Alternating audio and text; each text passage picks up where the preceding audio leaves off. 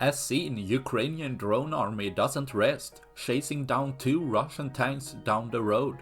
As the drone operator is skilled and experienced, it strikes the tank in the front at the weakest position, which is the top back section over the engine, letting the smaller warhead to have the best chances of destroying the tank, also letting the tank behind know it's in danger, often resulting in a retreat.